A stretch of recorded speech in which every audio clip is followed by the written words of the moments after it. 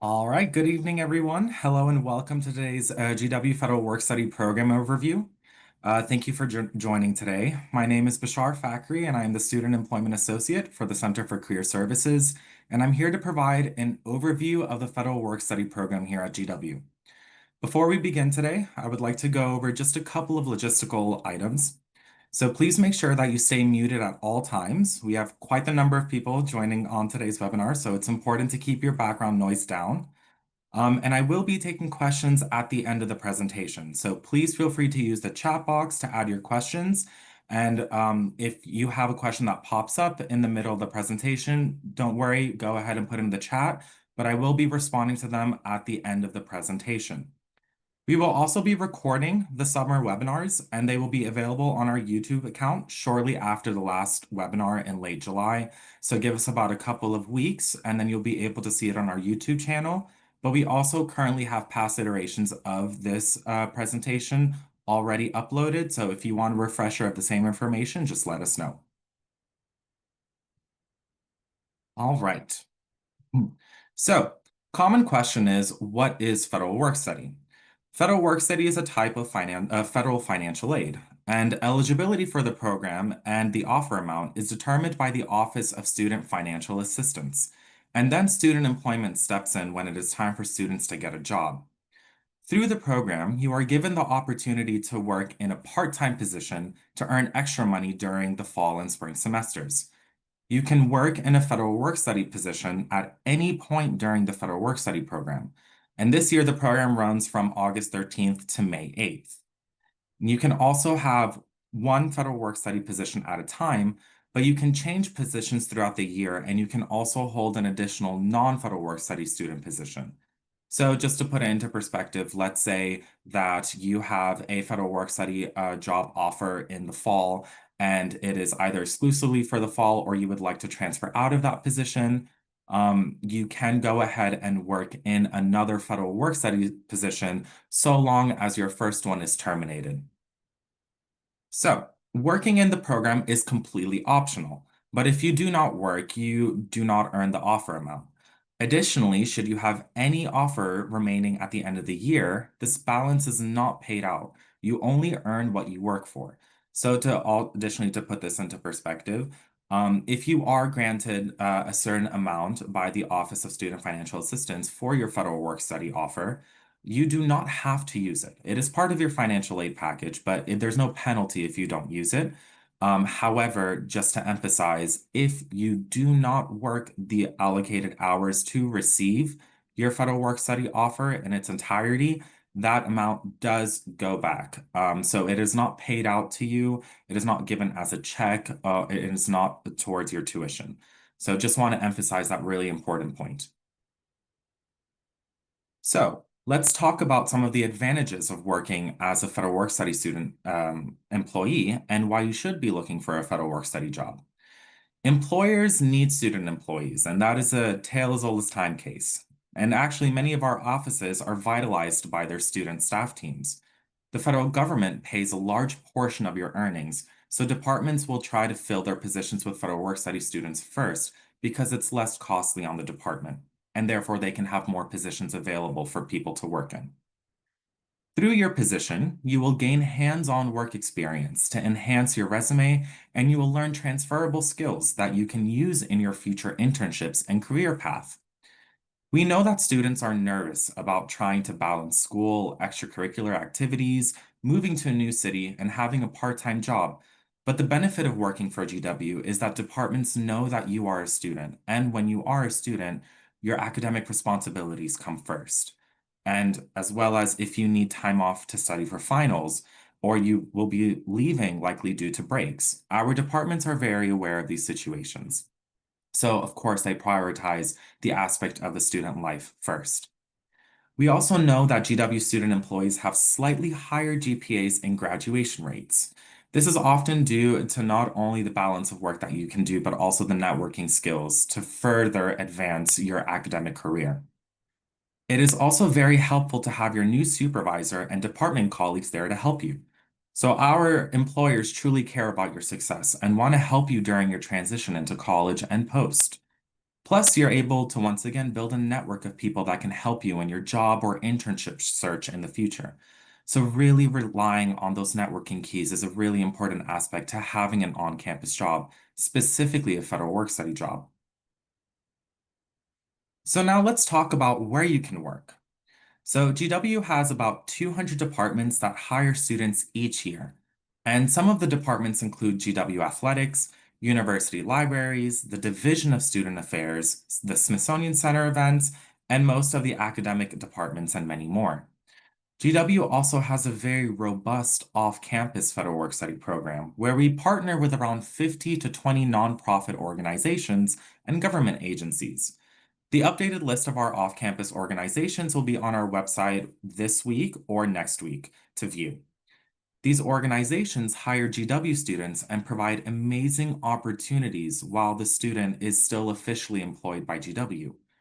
We thoroughly vet the employers each summer to ensure they are an easy distance from GW and provide varied opportunities for our students.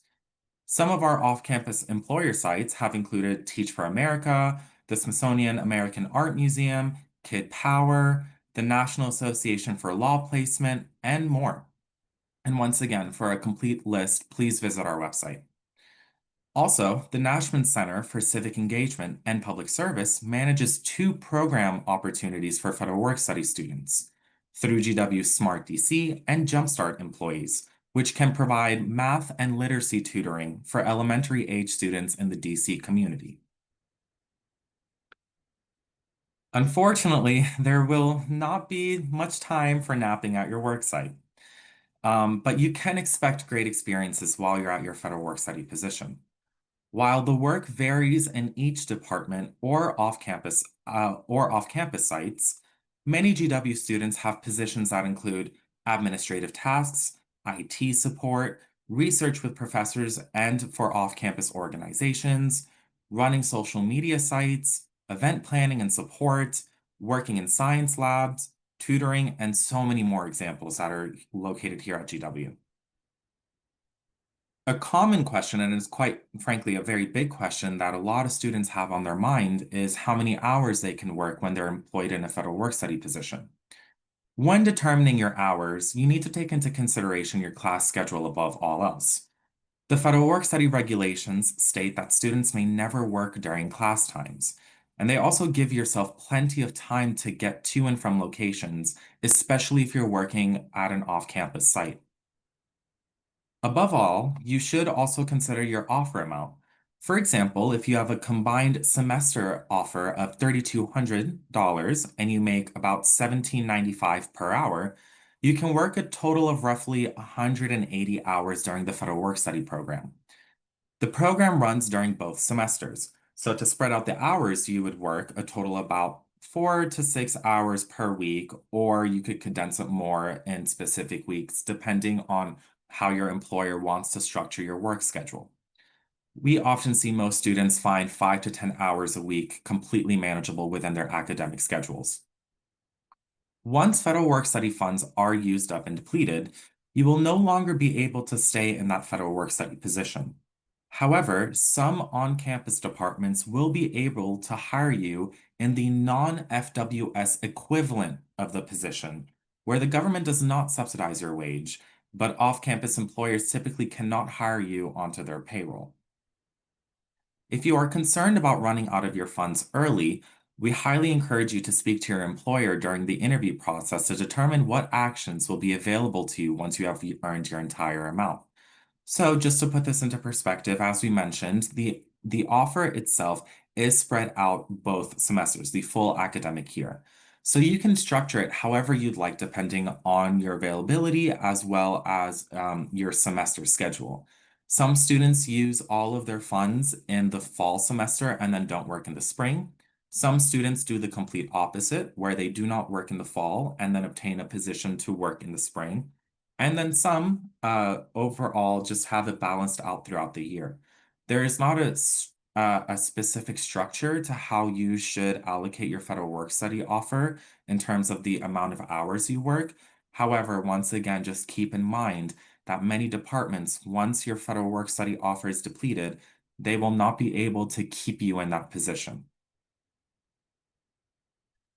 I imagine a lot of you got excited when I mentioned $17.95 per hour in the last example. So, how much will you make in a student position at GW?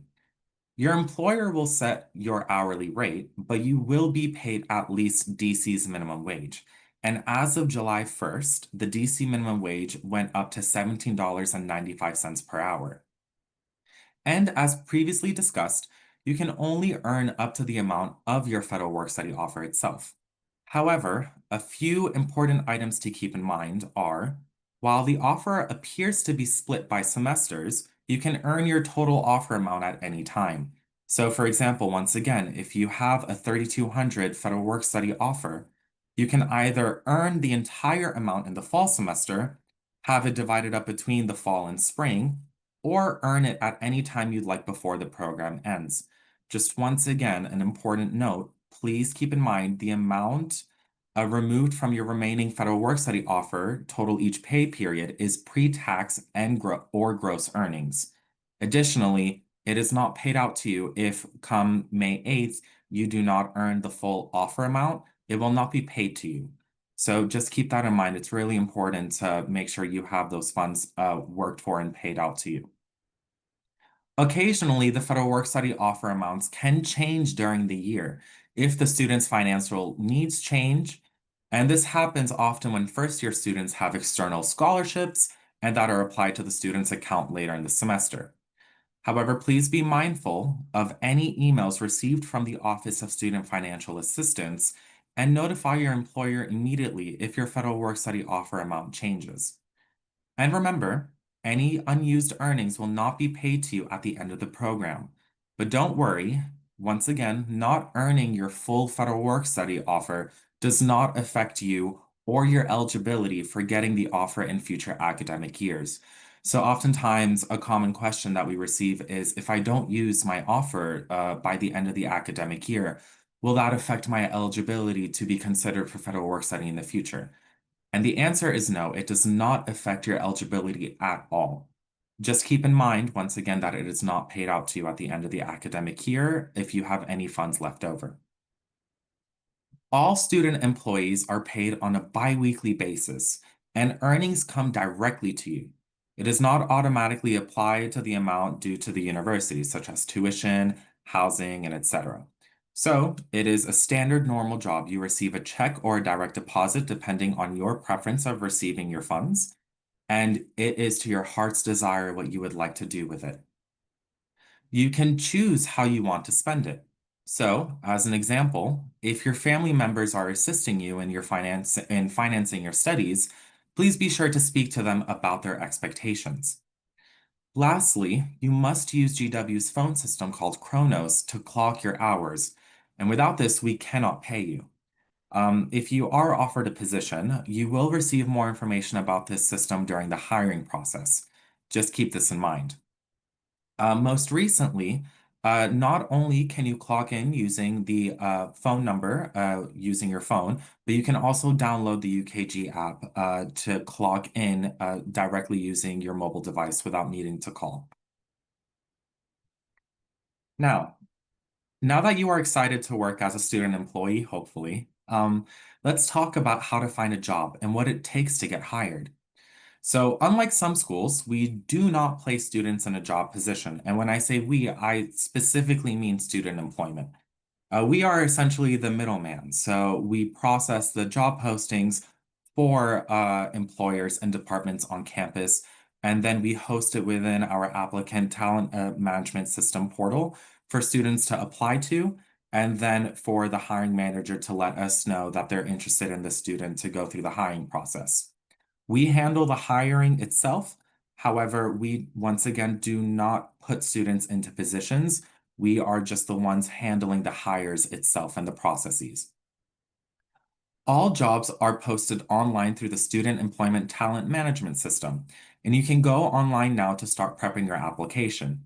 Be sure to use your @gwu.edu email address when creating your account. Now, I do imagine that some of you have already went ahead and created accounts, but you're probably wondering, why aren't you able to see any federal work study positions currently live? And that's because all federal work study jobs will go live on July 14th. So if you do not see any federal work study jobs in the system currently, don't worry. They will be going live on July 14th. And we have quite a few of them in the queue ready to be approved. Once again, while we cannot guarantee specific position availability, departments frequently prioritize federal work study hires, and that is because of what we mentioned earlier about the government basically helping the actual funds for your position, and therefore it is not charging the department 100% of what they have to pay you. Occasionally, the departments may request to advertise positions through our newsletter, so we highly recommend subscribing to it for updated information related to student employment reminders, practices, and opportunities. So, when applying for positions, please keep in mind the following. Follow the employer's application's instructions carefully, providing all the documentation they require, which may include a resume, a cover letter, a writing sample, your class schedule, and above all else, and most importantly, your Federal Work Study Program student statement. Your Federal Work Study Program student statement letter is printed from your GWeb account under the Financial Aid and Federal Work Study menu. But for more information on printing this document, please visit the Student Employment website. In order to receive that letter, I do have a couple of instructions very quickly here. You would first log in to GWeb. You would click on the Financial Aid tab, and then you would click on My Federal Work Study Information. Select the current school year from the drop-down menu, and then click Submit. And then once you click the link at the bottom of the page that's titled View Federal Work Study Program Student Statement, it should give you the chance to download that letter. And that letter is essentially proof to your employer that you do have your federal work study offer through the Office of Financial Assistance in order to work in this position. Another important key part is have a professional resume ready. This will not be the same resume as you submitted with your admissions application. When preparing your resume, think of all of the skills you've learned in your leadership and volunteer activities you've participated in that can be used in the work environment. You do not only have to list past jobs. Transferable skills are key here, and it is how you advertise your experience relative to the position that is open. If you need a little help, be sure to check out the Center for Career Services website for assistance with creating your resume and cover letter, and our career coaches, who are fantastic, by the way, are available to assist you virtually. Incoming students will receive login instructions to a platform called Handshake. Most of you should already have access to Handshake. However, there is a help desk as well as an email to reach out to if you have not received that access yet.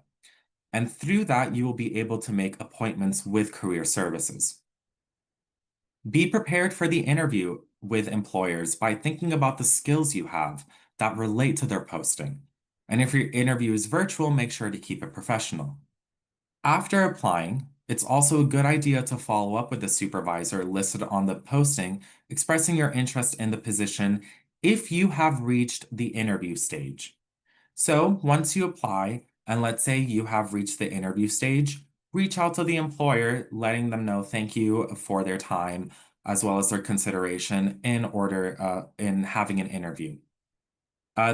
However, just a really important note, they sometimes have hundreds of students applying for the same position, and most likely are also having many dozens of students reaching out to them via email. So please don't be alarmed if you don't receive feedback, especially if you not have been interviewed. Um, Most likely an employer will give you feedback or will reach out back to you through the email that you've sent if it's post-interview stages. Apply to multiple jobs, and this is a key factor that we try to emphasize to students as well. Don't try to put all your eggs in one basket by applying to only one or two positions and then be disappointed if you did not receive those offers.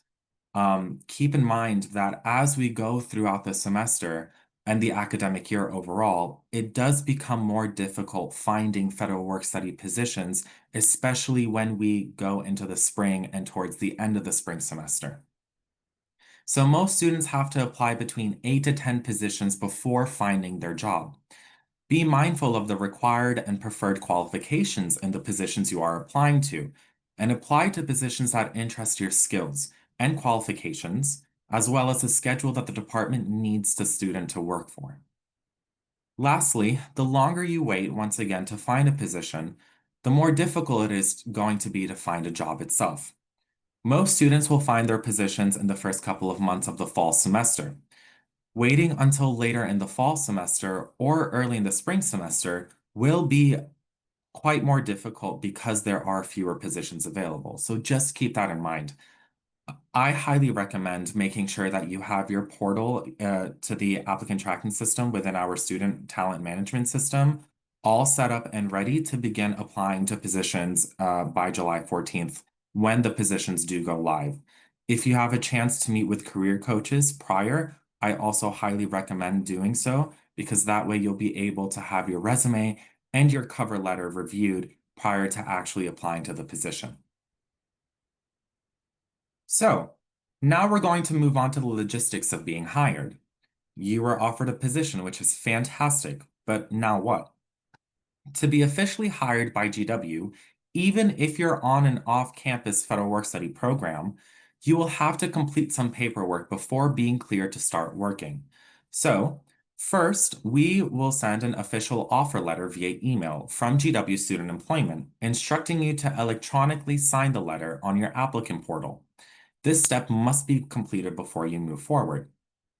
Most student positions will require a background check. Please watch out for an email to initiate the screening. Most of the time it does come from Sterling. They are third-party background check reviewers.